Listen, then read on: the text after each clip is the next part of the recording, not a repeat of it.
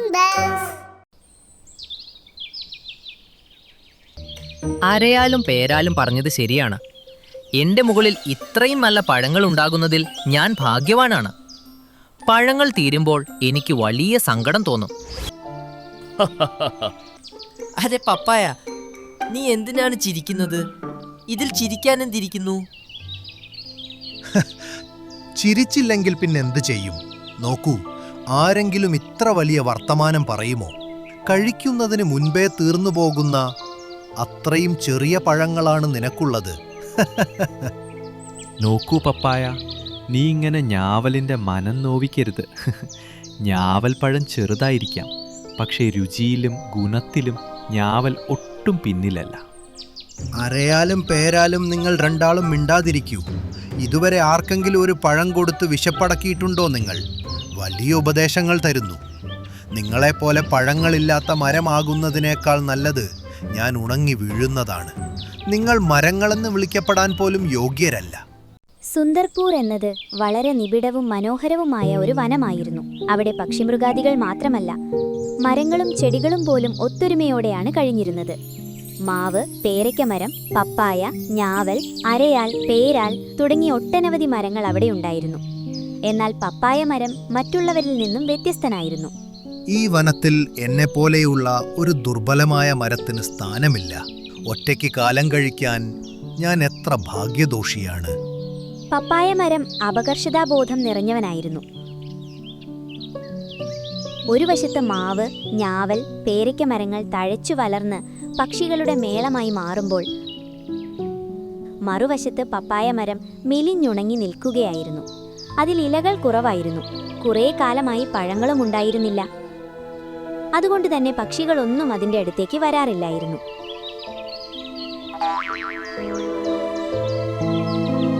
അരെ വാ, ഈ പക്ഷി എത്ര മനോഹരമാണ്! കാണാൻ ഈ വനത്തിലുള്ളവളെ പോലെയല്ല. ഇവളെ വിളിച്ച് എൻ്റെ മരത്തിൽ കൂടുണ്ടാക്കാൻ പറയാം. ഇവളുമായി സൗഹൃദത്തിലായാൽ എൻ്റെ ഒറ്റപ്പെടൽ മാറും. റിംജിം പക്ഷി, നിന്റെ ചിറകുകളുടെ നിറം വളരെ മനോഹരമാണ്. നീ മറ്റു പക്ഷികളിൽ നിന്നും വ്യത്യസ്തയാണെന്ന് എനിക്ക് തോന്നുന്നു. അതുകൊണ്ട് നീ നിന്റെ കൂടും മറ്റുള്ളവരിൽ നിന്നും വ്യത്യസ്തമായി ഉണ്ടാക്കണം. അരെ പപ്പായ, എനിക്ക് മറ്റു പക്ഷികളിൽ നിന്നും മാറി കഴിയാൻ ആഗ്രഹമില്ല. എല്ലാവരുമായി ഒത്തുചേർന്ന് കഴിയാനാണ് എനിക്കിഷ്ടം. ഞാവൽ മരത്തിൽ കൂടുണ്ടാക്കാനാണ് ഞാൻ ദൂരെ വനത്തിൽ നിന്നും പറന്നു വന്നത്. പക്ഷെ നോക്കൂ, മാവിലും ഞാവലിലും അരയാലിലും എത്ര തിരക്കാണ്. നിന്റെ നന്മയ്ക്കു വേണ്ടിയാണ് ഞാൻ പറഞ്ഞത്. എൻ്റെ മുകളിൽ ഒരു പക്ഷിയുടെ പോലും വീട്ടില്ല. നിനക്കിവിടെ സുഖമായി താമസിക്കാം. പിന്നെ എന്നെപ്പോലെ ഒരു നല്ല സുഹൃത്തിനെയും കിട്ടില്ലേ? എന്നെ ക്ഷമിക്കൂ പപ്പായ, നിന്റെ ഇലകൾക്ക് തണലില്ല, മരത്തിൽ പഴവുമില്ല. എനിക്കിവിടെ കൂടുണ്ടാക്കാൻ കഴിയില്ല. പപ്പായ മരം റിംജിം എന്ന പക്ഷിയെ വിളിക്കുന്നു. റിംജിം പക്ഷിയുടെ മറുപടി കേട്ട് പപ്പായ മരം നിരാശനായി കരയാൻ തുടങ്ങി. പപ്പായ സങ്കടപ്പെടുന്നത് കണ്ട് മാവ് അവനെ വിളിച്ചു. മാവ് പറഞ്ഞതുപോലെ തന്നെ സംഭവിച്ചു. പപ്പായ, എന്തിനാണ് നീ സങ്കടപ്പെടുന്നത്? നിന്നെ മറ്റുള്ളവരുമായി താരതമ്യം ചെയ്യുന്നിടത്തോളം കാലം നിനക്ക് സന്തോഷിക്കാൻ കഴിയില്ല. നീ പപ്പായ മരമാണെന്ന് അംഗീകരിക്കൂ, മാവല്ല. അതുകൊണ്ട് മാവിനെപ്പോലെ ഉയരവും തണലുമുള്ളതാകാൻ നിനക്ക് കഴിയില്ല. നീ എന്നെ പരിഹസിക്കുകയാണോ? എന്നെ താഴ്ത്തിക്കെട്ടാനാണ് നീ ഇതെല്ലാം പറയുന്നത്? നോക്കൂ പപ്പായ, ശരിയായ സമയം വന്നിട്ടില്ല. സമയം വരുമ്പോൾ നിന്റെ മരത്തിലും വലിയ മധുരമുള്ള പപ്പായകളുണ്ടാകും. പഴം കഴിക്കാൻ വനത്തിലെ എല്ലാ പക്ഷികളും നിന്റെ അടുത്തും വരും. നിന്നോട് സൗഹൃദം കൂടും. അല്പം കാത്തിരിക്കൂ. കുറച്ചു വർഷങ്ങൾക്ക് ശേഷം പപ്പായ മരത്തിൽ നിറയെ പഴങ്ങളുണ്ടായി. സ്വന്തം പഴങ്ങൾ കണ്ട പപ്പായ മരത്തിന് സന്തോഷമടക്കാനായില്ല. ഒപ്പം അവൻ അഹങ്കാരിയാവുകയും ചെയ്തു. ഒരു ദിവസം, അരെ പേരാൽ മുത്തശ്ശ, മഴ തുടങ്ങി. അതോടൊപ്പം എൻ്റെ പഴങ്ങളെല്ലാം തീർന്നു. പഴങ്ങൾ പോയതോടെ എനിക്ക് നല്ല ഭാരം കുറഞ്ഞതുപോലെ തോന്നുന്നു. അരേ മാവു മരമേ, എന്തിനാണ് നീ ഇങ്ങനെ സംസാരിക്കുന്നത്? നിന്റെ മുകളിൽ ഇത്രയും രുചിയുള്ള പഴങ്ങളുണ്ടാകുന്നത് നിന്റെ ഭാഗ്യമാണ്.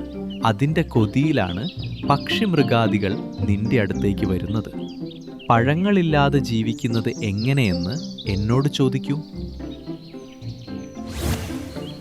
പേരാൽ മുത്തശ്ശൻ പറയുന്നത് ശരിയാണ്. വനത്തിലെ പക്ഷിമൃഗാദികളുടെ വിശപ്പടക്കാൻ എനിക്കൊന്നും നൽകാൻ കഴിയില്ല എന്നതിൽ എനിക്കെന്നും സങ്കടമുണ്ടാകും. നിന്റെ മുകളിൽ ഓരോ വർഷവും വിശപ്പടക്കുന്ന എത്രയോ പഴങ്ങൾ ഉണ്ടാകുന്നു. നീ സന്തോഷിക്കുകയാണ് വേണ്ടത്. അരയാലും പേരാലും പറഞ്ഞത് ശരിയാണ്. എൻ്റെ മുകളിൽ ഇത്രയും നല്ല പഴങ്ങൾ ഉണ്ടാകുന്നതിൽ ഞാൻ ഭാഗ്യവാനാണ്. പഴങ്ങൾ തീരുമ്പോൾ എനിക്ക് വലിയ സങ്കടം തോന്നും. ഞാവലിന്റെ വാക്കുകേട്ട് അടുത്തു തന്നെ അഹങ്കാരത്തോടെ നിന്നിരുന്ന പപ്പായ മരം ഉറക്കെ പരിഹസിച്ച് ചിരിക്കാൻ തുടങ്ങി. അതെ പപ്പായ, നീ എന്തിനാണ് ചിരിക്കുന്നത്? ഇതിൽ ചിരിക്കാനെന്തിരിക്കുന്നു? ചിരിച്ചില്ലെങ്കിൽ പിന്നെന്ത് ചെയ്യും? നോക്കൂ, ആരെങ്കിലും ഇത്ര വലിയ വർത്തമാനം പറയുമോ? കഴിക്കുന്നതിന് മുൻപേ തീർന്നു പോകുന്ന അത്രയും ചെറിയ പഴങ്ങളാണ് നിനക്കുള്ളത്. നോക്കൂ പപ്പായ, നീ ഇങ്ങനെ ഞാവലിൻ്റെ മനം നോവിക്കരുത്. ഞാവൽ പഴം ചെറുതായിരിക്കാം, പക്ഷേ രുചിയിലും ഗുണത്തിലും ഞാവൽ ഒട്ടും പിന്നിലല്ല. അരയാലും പേരാലും നിങ്ങൾ രണ്ടാളും മിണ്ടാതിരിക്കൂ. ഇതുവരെ ആർക്കെങ്കിലും ഒരു പഴം കൊടുത്ത് വിശപ്പടക്കിയിട്ടുണ്ടോ നിങ്ങൾ? വലിയ ഉപദേശങ്ങൾ തരുന്നു. നിങ്ങളെപ്പോലെ പഴങ്ങളില്ലാത്ത മരമാകുന്നതിനേക്കാൾ നല്ലത് ഞാൻ ഉണങ്ങി വീഴുന്നതാണ്. നിങ്ങൾ മരങ്ങളെന്ന് വിളിക്കപ്പെടാൻ പോലും യോഗ്യരല്ല. പപ്പായ, നീ ഇങ്ങനെയൊന്നും സംസാരിക്കരുത്. അരയാലിനും പേരാലിനും പഴങ്ങളില്ലായിരിക്കാം, പക്ഷേ അവരുടെ വലിയ കൊമ്പുകളിൽ എത്ര പക്ഷികൾ താമസിക്കുന്നുണ്ടെന്ന് നിനക്കറിയില്ലേ? അവരുടെ തണുത്ത തണൽ പക്ഷികൾക്ക് എത്ര ആശ്വാസമാണെന്ന് ആർക്കാണ് അറിഞ്ഞുകൂടാത്തത്? എല്ലാ പക്ഷികളും പേരാലിന്റെയും അരയാലിന്റെയും പക്ഷം പിടിക്കുന്നത് കണ്ട് പപ്പായ മരത്തിന് ദേഷ്യം വന്നു. ശരി ശരി, പോകൂ. നിങ്ങളെല്ലാവരും ഒരേ കൂട്ടരാണ്. എന്തായാലും നിങ്ങളാരും എൻ്റെ കൂടെ എത്തുകയില്ല. എവിടെ എൻ്റെ വലിയ രസകരമായ പഴങ്ങൾ? എവിടെ നിങ്ങളുടെ ചെറിയ പഴങ്ങൾ? ചെറിയ ആളുകൾ ചെറിയ വർത്തമാനമേ പറയൂ. എനിക്ക് നിങ്ങളുമായി ഒരു താരതമ്യവുമില്ല. പപ്പായ, നീ അഹങ്കാരിയായി മാറി. അഹങ്കാരം കൊണ്ട് നീ എല്ലാവരെയും വേദനിപ്പിക്കുന്നു. എൻ്റെ കയ്യിൽ അഹങ്കരിക്കാൻ മാത്രമുള്ള കാര്യങ്ങൾ ഉള്ളപ്പോൾ പിന്നെ ഞാൻ അഹങ്കരിക്കുക തന്നെ ചെയ്യും. ഗുണമുള്ളവരൊക്കെ അങ്ങ് അഹങ്കരിച്ചോട്ടെ. വെറുതെ തർക്കിച്ച് എൻ്റെ മൂഡ് മൊത്തം കളഞ്ഞു. ഇത്രയും നല്ല തണുത്ത കാറ്റല്ലേ വീശുന്നത്. ഞാൻ എന്തായാലും സുഖമായിട്ട് ഈ കാറ്റും ആസ്വദിച്ചിരിക്കാൻ പോകുക. മാവുദാദാ, പപ്പായെ വിട്ടേക്ക്. എൻ്റെ കാര്യം കേൾക്കൂ. മഴക്കാലം തുടങ്ങി. നിങ്ങളുടെ പഴങ്ങൾ തീർന്നു. ഇനി ഞങ്ങൾ എങ്ങനെ വിശപ്പടക്കും? നിങ്ങളുടെ മാങ്ങയ്ക്ക് വേണ്ടിയല്ലേ ഞങ്ങളിവിടെ കൂടുണ്ടാക്കിയത്. ചുക് ചുക്, നീ എന്തിനു വിഷമിക്കുന്നു? മാങ്ങ തീർന്നാൽ എന്താ? എന്നെ നോക്കൂ, മഴ വന്നതോടെ എന്റെ മുകളിൽ നിറയെ പഴങ്ങൾ വന്നു. നിങ്ങൾക്കെല്ലാവർക്കും എന്റെ പഴങ്ങൾ കഴിച്ച് വിശപ്പടക്കാം. പാവൻ ടുക്ടുക്കിന്റെ എന്ത് തെറ്റാ ഇതിലുള്ളത്? ഇത്രയും പച്ച പിടിച്ചു നിൽക്കുന്ന ഒരു പപ്പായ മരം മുന്നിലുള്ളപ്പോൾ അതിലാണെങ്കിൽ ഇത്ര വലിയ വലിയ പപ്പായകളും ഉണ്ടെങ്കിൽ ആ പപ്പായകളുടെ മുന്നിൽ നിന്റെ ഈ കുഞ്ഞൻ പേരയ്ക്കകൾ ആര് ശ്രദ്ധിക്കാനാണ്? നീ അവരെ വിട്ടേക്ക്. നീ എൻ്റെ അടുത്തേക്ക് വരൂ. എന്നിട്ട് സുഖമായി എൻ്റെ പപ്പായകൾ കഴിച്ച് നിന്റെയും നിന്റെ കുടുംബത്തിൻ്റെയും വിശപ്പടക്കൂ.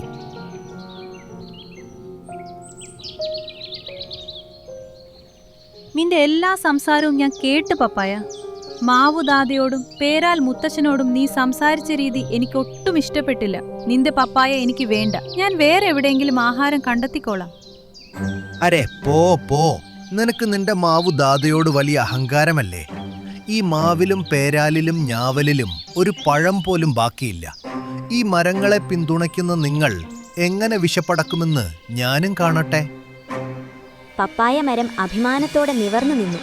കുറച്ചു മുൻപ് വരെ പക്ഷികളെ സ്നേഹത്തോടെ വിളിച്ചിരുന്ന പപ്പായ പഴങ്ങളുണ്ടായതോടെ വനത്തിലെ മരങ്ങളോടോ പക്ഷികളോടോ നേര് ചൊവ്വെ സംസാരിക്കാൻ പോലും തയ്യാറാകാത്ത വിധം അഹങ്കാരിയായി മാറി. കഴിഞ്ഞ കുറച്ചു ദിവസങ്ങളായി നിർത്താതെ മഴ പെയ്യുന്നു. എനിക്ക് ഇര തേടി എവിടെയും പോകാൻ കഴിയുന്നില്ല. പേരയ്ക്കകളും തീരാറായി. മഴ നിന്നില്ലെങ്കിൽ എന്ത് ചെയ്യുമെന്നറിയില്ല. അരെ ടുക് ടുക്, നീ എന്താണ് ഇത്ര വിഷമിച്ചിരിക്കുന്നത്? നീ ആഹാരം കഴിച്ചോ ഇല്ലയോ? ഞാനും കഴിച്ചിട്ടില്ല. 2 ദിവസമായി എൻ്റെ കുട്ടികളും ഒന്നും കഴിച്ചിട്ടില്ല. എല്ലാവർക്കും വിശക്കുന്നു. പക്ഷേ ഈ കനത്ത മഴയിൽ എവിടെ നിന്ന് ആഹാരം കിട്ടും? ടുക് ടുക്, നീ എന്തിനു വിഷമിക്കുന്നു? പപ്പായ മരത്തിൽ എത്ര വലിയ പഴങ്ങളാണ് തൂങ്ങിക്കിടക്കുന്നത്. ഒരു മരത്തിനും സ്വന്തം പഴം തിന്നാൻ കഴിയില്ല. ഇത് നിങ്ങൾക്കുള്ളതാണ്. നീ പോയി പപ്പായോട് ഒരെണ്ണം ചോദിക്കൂ. മാവുദാദ പറയുന്നത് ശരിയാണ്. പഴയ കാര്യങ്ങൾ മറന്ന് പപ്പായയുടെ അടുത്ത് പോയി ഒരു പഴം ചോദിക്കൂ. എൻ്റെ കൂട്ടിൽ ഇനി 2 ദിവസത്തെ ആഹാരമേയുള്ളൂ. മഴ നിന്നില്ലെങ്കിൽ എനിക്കും പപ്പായയോട് ചോദിക്കുകയല്ലാതെ വേറെ വഴിയുണ്ടാകില്ല. എല്ലാവരും നിർബന്ധിച്ചപ്പോൾ ടുക്ടുക് അണ്ണാൻ പപ്പായ മരത്തിന്റെ അടുത്തേക്ക് പോയി. കേൾക്കൂ സഹോദര, നിന്റെ മരം നിറയെ പഴുത്ത പപ്പായകളുണ്ടല്ലോ. നീ എനിക്കൊരു പഴം തന്നാൽ വലിയ ഉപകാരമായിരുന്നു. ടുക്ടുക്കിന്റെ വാക്ക് കേട്ട് പപ്പായ ഉറക്കെ ചിരിച്ചു. അന്ന് നീ വലിയ വർത്തമാനം പറയുകയായിരുന്നു, നിനക്കെന്നെ ഒരിക്കലും ആവശ്യമുണ്ടാക്കില്ലെന്ന്. ഇപ്പോൾ എൻ്റെ പഴം ചോദിച്ചു വന്നിരിക്കുന്നു. ഇല്ല, ഞാൻ നിനക്ക് പപ്പായ തരില്ല. നിന്റെ മാവു ദാദയോട് എവിടെ നിന്നെങ്കിലും മാങ്ങ കൊണ്ടുവന്ന് വിശപ്പടക്കാൻ പറയൂ. പപ്പായയുടെ കൈപ്പേറിയ വാക്കുകൾ കേട്ട് ടുക്ടുക് കരഞ്ഞുകൊണ്ട് തിരിച്ചു വന്നു. നടന്ന കാര്യങ്ങൾ മറ്റു പക്ഷികളോട് പറഞ്ഞു. ഇത് പപ്പായ പറഞ്ഞത് വളരെ തെറ്റായ കാര്യമാണ്. അവൻ അങ്ങനെ പറയാൻ പാടില്ലായിരുന്നു. അതെ, ആപത്ത് കാലത്ത് നമ്മളെല്ലാവരും പരസ്പരം സഹായിക്കണം. പപ്പായ ചെയ്യുന്നത് തെറ്റാണ്. നമ്മളും പ്രതിജ്ഞ ചെയ്യുന്നു, എന്തു തന്നെ വന്നാലും ആരും പപ്പായയുടെ പഴം കഴിക്കില്ല. അവന്റെ അഹങ്കാരം എത്ര കാലം നിൽക്കുമെന്ന് കാണട്ടെ. എന്തു തന്നെ വന്നാലും പപ്പായയുടെ പഴം തിന്നില്ലെന്ന് എല്ലാ പക്ഷികളും തീരുമാനിച്ചു. അടുത്ത 3 ദിവസം തുടർച്ചയായി കനത്ത മഴ പെയ്തു. ഭാരമേറിയ പഴങ്ങൾ കാരണം പപ്പായ മരം ഒരു വശത്തേക്ക് ചരിഞ്ഞു. കേക്കു പേരാൽ മുത്തശ്ശ, നിന്റെ മുകളിൽ എത്രയോ പക്ഷികൾ താമസിക്കുന്നുണ്ടല്ലോ. അവരോട് പറഞ്ഞ് എൻ്റെ പഴങ്ങൾ പറിച്ചു മാറ്റൂ, എങ്കിൽ എൻ്റെ ഭാരം കുറയും. ഭാരം കാരണം ഞാൻ ഒരു വശത്തേക്ക് ചരിഞ്ഞു പോയി. എനിക്കിത് താങ്ങാൻ വയ്യ. എൻ്റെ വേരുകളിൽ വെള്ളം നിറഞ്ഞിരിക്കുന്നു. എനിക്കിനി അധിക നേരം നിൽക്കാൻ കഴിയില്ല. ക്ഷമിക്കണം പപ്പായ. വനത്തിലെ ഒരു പക്ഷിയും നിന്റെ മരത്തിലെ പഴം തിന്നാൻ ആഗ്രഹിക്കുന്നില്ല. സ്വന്തം ദുഷ്കർമ്മങ്ങളുടെ ഫലം എല്ലാവരും അനുഭവിക്കണം. നിനക്കിപ്പോൾ സംഭവിക്കുന്നത് നിന്റെ തന്നെ പ്രവൃത്തികളുടെ ഫലമാണ്.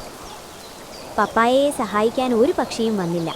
സ്വന്തം പഴങ്ങളുടെ ഭാരം താങ്ങാനാതെ കുറച്ചു സമയത്തിനുള്ളിൽ പപ്പായ മരം മണ്ണിലേക്ക് മറിഞ്ഞു വീണു. കണ്ടോ സുഹൃത്തുക്കളെ, അതുകൊണ്ടാണ് പറയുന്നത് അഹങ്കാരം മനുഷ്യനെ നശിപ്പിക്കുമെന്ന്. ഏത് പഴങ്ങളെക്കുറിച്ചാണോ പപ്പായ അഹങ്കരിച്ചത്, ഇന്ന് ആ പഴങ്ങളുടെ ഭാരം കൊണ്ട് തന്നെ അവൻ മണ്ണിൽ ചേർന്നു. വനത്തിലെ എല്ലാ പക്ഷികൾക്കും ഇന്നൊരു വലിയ പാഠം ലഭിച്ചു. അഹങ്കാരം ആരെയും നശിപ്പിക്കാം. അതുകൊണ്ട് എല്ലാവരുമായി ഒത്തൊരുമിച്ച് ജീവിക്കണം. നീ എല്ലാം വൃത്തികേടായിട്ടാണല്ലോ നോക്കുന്നത് കാക്കേ. നീ എന്റെ വീട് മുഴുവനും അശുദ്ധമാക്കി. നീ തന്നെ അതെല്ലാം ശുദ്ധീകരിച്ചോളൂ. എന്റെ ഇവിടത്തെ ജോലി തീർന്നു. പിന്നെ എന്തിന് ഞാനിതെല്ലാം ചെയ്യണം? ഈ കഥ ഡോലക്പൂർ ഗ്രാമത്തിൽ നടന്നത്.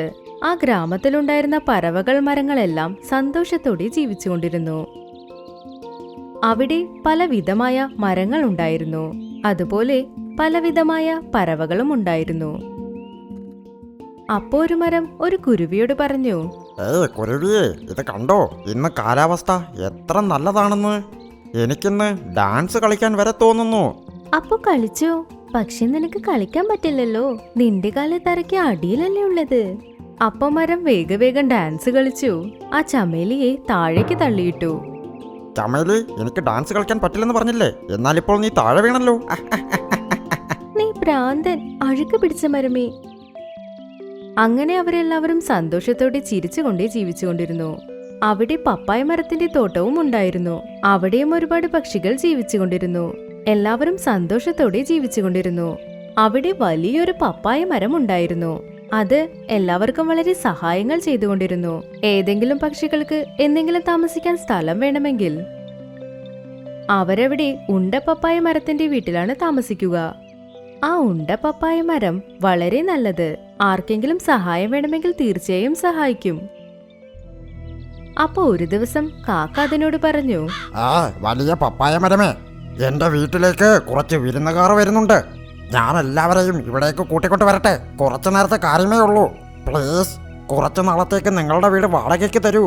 ആഹാ, എടുത്തോളൂ. എന്നാൽ നീ വീട് അശുദ്ധപ്പെടുത്തരുത്, കേട്ടല്ലോ. ആ പപ്പായ മരം കാക്കയ്ക്ക് വേണ്ടി കുറച്ചു ദിവസം ആ വീട് കൊടുത്തു.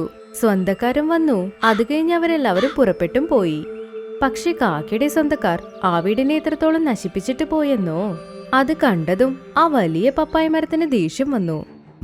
നീ എല്ലാം വൃത്തികേടായിട്ടാണല്ലോ നോക്കുന്നത് കാക്കേ. നീ എന്റെ വീട് മുഴുവനും അശുദ്ധമാക്കി. നീ തന്നെ അതെല്ലാം ശുദ്ധീകരിച്ചോളൂ. എന്റെ ഇവിടത്തെ ജോലി തീർന്നു. പിന്നെ എന്തിന് ഞാൻ ഇതെല്ലാം ചെയ്യണം? അത് കേട്ടതും ആ വലിയ പപ്പായ മരത്തിന് വളരെ വിഷമം തോന്നി. അത് കഴിഞ്ഞ് കുറച്ച് ദിവസത്തിൽ മഴക്കാലവും വന്നെത്തി. എല്ലാ പറവകൾക്കും അവരവർക്കൊരു കൂടുണ്ടായിരുന്നു. പക്ഷേ കാലവിനും ഒരു കുരുവിക്ക് മാത്രം വീടുണ്ടായിരുന്നില്ല. പാവം ചമേലിക്കുരുവി ഒരുപാട് കഷ്ടപ്പെട്ടുകൊണ്ടിരുന്നു. പക്ഷെ കൂടുണ്ടാക്കാൻ അതിന് ഒരു സാധനവും കിട്ടിയില്ല. പക്ഷെ ചമേലിക്കുരുവി വളരെ നല്ലവളാണ്. പപ്പാളി ചേട്ടാ, ഞാൻ നിന്റെ വീട്ടിലിരുന്നോട്ടെ? മഴ വളരെ കൂടുതലാണ്, എന്റെ കുഞ്ഞുങ്ങളും നനയുന്നുണ്ട്. ശരി ചമേലി, ഇരുന്നോളൂ. എന്നാൽ ശുചിത്വം പാലിക്കണം. ആ കറുത്ത കാക്കയും ഇവിടെ താമസിച്ചിരുന്നു. എന്നാൽ അത് വീട് മുഴുവനും നശിപ്പിച്ചിട്ടാ പോയത്. അങ്ങനെ കുറച്ചു നേരം വരെ കാലവും മഴയിൽ തന്നെ നനഞ്ഞുകൊണ്ടിരുന്നു. അതിനിപ്പോ തണുക്കാനും തുടങ്ങിയിരുന്നു. അത് കഴിഞ്ഞത് വലിയ പപ്പായ മരത്തിനടുത്ത് വന്നു. പപ്പായ മരമേ, പപ്പായ മരമേ, എന്നെ നിങ്ങളുടെ വീട്ടിലേക്ക് കയറ്റൂ. ഞാൻ ഈ തണുപ്പത്തല്ലെങ്കിൽ ചത്തുപോകും. പറ്റില്ല കറുത്ത കാക്കേ. നിന്നെ പോലെയുള്ള ആളുകൾക്ക് എന്റെ വീട്ടിൽ സ്ഥലമില്ല. ഇവിടെ ചമേലിയും അവളുടെ കുഞ്ഞുങ്ങളും താമസിക്കുന്നു. നിനക്കിവിടെ സ്ഥലമില്ല, പൊയ്ക്കോളൂ. കാലു കാക്ക ഇത് കേട്ടതും വളരെ വിഷമത്തോടെ പോയി. കുറച്ച് ദിവസങ്ങളിൽ മഴയും നിന്നുപോയി. അത് കഴിഞ്ഞ് എല്ലാ പറവകളും അവരവരുടെ സ്ഥലത്തേക്ക് പോയി. ഇപ്പോ സാഹചര്യവും വളരെ നല്ലതായിരുന്നു. ചില നാളുകൾക്ക് ശേഷം ആ കാട്ടിലേക്ക് 2 ഭയങ്കരമായ കഴുകുകൾ വന്നു. അതെല്ലാം കഴിച്ചുകൊണ്ടിരുന്നു. മരത്തിലുള്ള പഴങ്ങളും അത് തള്ളിയിടും. അവർ രണ്ടുപേരും ഒരുപാട് പക്ഷികളെ വേട്ടയാടിക്കൊണ്ടിരുന്നു. ഇപ്പൊ അത് വലിയ പപ്പായ മരത്തിന്റെ പപ്പായ നശിപ്പിക്കാൻ വന്നിരുന്നു. തടിച്ച പപ്പായ മരമേ, നിനക്ക് മാത്രം രക്ഷപ്പെടണോ? നിന്റെ ഫലങ്ങളും നാശമാകാൻ പോകുന്നു. പിന്നെ നീ എങ്ങനെ ജീവനോടെ ഇരിക്കാനാണ്? വേണ്ട വേണ്ട, എന്നെ കൊന്നുകളയല്ലേ. എന്റെ ഫലങ്ങൾ നീ നശിപ്പിക്കരുത്. ഞാൻ ഇവിടെയുള്ള പക്ഷികൾക്ക് താമസിക്കാൻ വീട് നൽകുന്നു. ഞാനില്ലാതെയായാൽ ഒരുപാട് പക്ഷികൾക്ക് വീടില്ലാതെയാകും. അതിനുവേണ്ടി ഞാനിപ്പോൾ എന്ത് ചെയ്യാനാ? എന്റെ ജോലി തന്നെ എല്ലാം നശിപ്പിക്കുന്നതാണ്. ഈ കാട്ടിൽ എന്നെ കണ്ടാൽ എങ്ങനെ പേടിക്കുമെന്നറിയാമോ? എല്ലാ പക്ഷികളെയും ഞാൻ കൊന്നു തിന്നും. കുറച്ചു നേരത്തിൽ ചമേലി അവിടെ പറന്നുകൊണ്ടേ വന്നു. അപ്പൊ അത് കണ്ടു. ആ കഴുക് വലിയ പപ്പായ മരത്തിന് കഷ്ടം കൊടുത്തുകൊണ്ടേയിരിക്കുന്നത്. അത് വേഗത്തിൽ അവിടേക്ക് പോയി. ഈ മോശമായ കഴുകേ, ആ പപ്പായ മരം വിട്ട് ദൂരെ പോ. അദ്ദേഹത്തിന് ഒരു ശല്യം കൊടുക്കല്ലേ. ഒരുപക്ഷെ നീ അദ്ദേഹത്തെ ശല്യപ്പെടുത്തിയാൽ നീ എന്റെ കൂടെ വഴക്കിടണം നോക്കിക്കോ. ഏയ് ചിട്ടുക്കുരുവി, നീ എന്നെ എന്ത് ചെയ്യാനാണ്?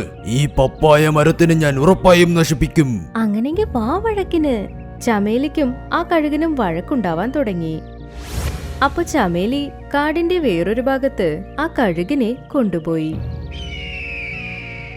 വേട്ടക്കാർ എവിടെയാണ് വലയിട്ട് വെച്ചത് അവിടെ. അപ്പൊ ആ കഴുക് ചമേലി എവിടെ പോകുന്നു അവിടെ പിന്തുടർന്ന് പോയി. അപ്പൊ ചമേലി ആ വല എവിടെയാണോ അതിന്റെ അടുത്തുകൂടെ പോയി. അത് കഴിഞ്ഞ് കുറച്ച് അപ്പുറത്തോട്ട് പോയി. പക്ഷെ കഴുകിന്റെ വേഗം കൂടുതലായതുകൊണ്ട് അതിന് മറ്റൊരു ഭാഗത്ത് പറക്കാൻ കഴിഞ്ഞില്ല. അവിടെ ഉണ്ടായിരുന്ന വലയിൽ അത് പെട്ടുപോയി. അത് കഴിഞ്ഞ് വേട്ടക്കാരൻ ആ കഴുകിനെ അവനോടൊപ്പം കൊണ്ടുപോയി. അത് കഴിഞ്ഞ് ചമേലിക്കുരുവി വീണ്ടും ആ വലിയ പപ്പായ മരത്തിനടുത്തേക്ക് പോയി. ചമേലി, നിനക്ക് ഒരുപാട് നന്ദി.